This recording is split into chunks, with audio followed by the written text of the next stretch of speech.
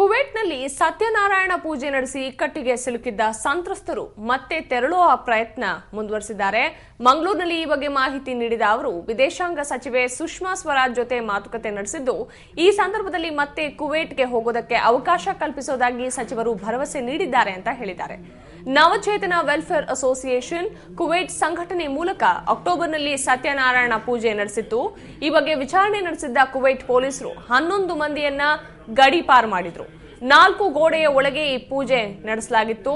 ತಮಗಾಗದವರು ವೈಯಕ್ತಿಕ ದ್ವೇಷದಿಂದ ದೂರು ಕೊಟ್ಟಿದ್ದು, ಪೊಲೀಸರು ಗೊಂದಲ ಹಾಗೆ ಸಂಶಯಕ್ಕೆ ಒಳಗಾಗಿ ತಮ್ಮ ಮೇಲೆ ಕಠಿಣ ಕ್ರಮ ಕೈಗೊಂಡಿದ್ದಾರೆ ಅಂತ ಒಕ್ಕೂಟದ ಸದಸ್ಯ ಪುರುಷೋತ್ತಮ್ ಕುಕ್ಯಾನ್ ಹೇಳಿದ್ದಾರೆ.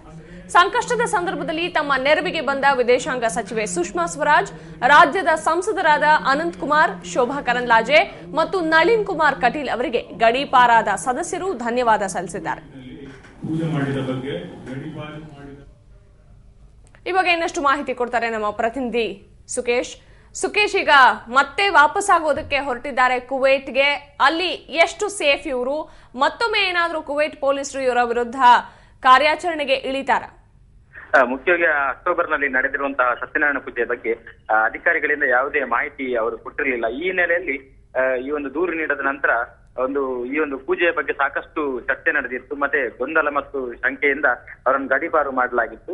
ಇದೀಗ ಅವರು ವಿದೇಶಾಂಗ ಸಚಿವರ ಮೂಲಕ ನಡೆಸಿದ ಪ್ರಯತ್ನ ಈಗ ಫಲಗೊಂಡಿದ್ದು ಮತ್ತೆ ವೀಸಾ ಮೂಲಕ ತೆರಳುವ ಸಾಧ್ಯತೆ ಇದೆ. ಬಹುತೇಕ ಎಲ್ಲರೂ 15ರಿಂದ 20 ವರ್ಷಗಳ ತನಕ ಸೇವೆಯನ್ನು ಸಲ್ಲಿಸಿದ್ದಾರೆ. ಅವರ ಗ್ರಾಚ್ಯುಟಿ ಸೇರಿದಂತೆ ಬೇರೆ ಬೇರೆ ರೀತಿಯ ಅವರ ಆದಾಯಗಳು ಬರಬೇಕಾಗಿದೆ. ಆ ಸೆಟಲ್ಮೆಂಟ್ ಅಥವಾ ಉದ್ಯೋಗದಲ್ಲಿ ಮುಂದುವರಿಯುವ ಬಗ್ಗೆ ಸಾಕಷ್ಟು ನಿರೀಕ್ಷೆಗಳನ್ನು ಹೊಂದಿಕೊಂಡಿದ್ದಾರೆ. ಆದ್ರೆ ಈ ಎಲ್ಲ ಕೆಲವು ಗೊಂದಲಗಳನ್ನು ನಿವಾರಿಸುವ ನಿಟ್ಟಿನಲ್ಲಿ ದೇಶದ ವಿದೇಶಾಂಗ ಸಚಿವರ ರಾಯಭಾರಿ ಮಟ್ಟದಲ್ಲಿ ಮಾತುಕತೆ ನಡೆದಿದೆ ಎಂಬುದು ಇವರ ವಿಶ್ವಾಸ. ಜೊತೆಗೆ ವಿದೇಶಾಂಗ ಸಚಿವರು ಕೂಡ ಅಲ್ಲಿಯ ಅಧಿಕಾರಿಗಳ ಜೊತೆ ಮಾತನಾಡಿ ಇಲ್ಲಿಯ ಏನು ಮಂಗಳೂರಿನ ನಿವಾಸಿಗಳಿದ್ದಾರೆ ಅವರನ್ನು ಸೇಫ್ ಆಗಿರುವ ಬಗ್ಗೆ ಕೂಡ ಖಾತ್ರಿಪಡಿಸಿದ್ದಾರೆ. Okay, thank you Sukesh.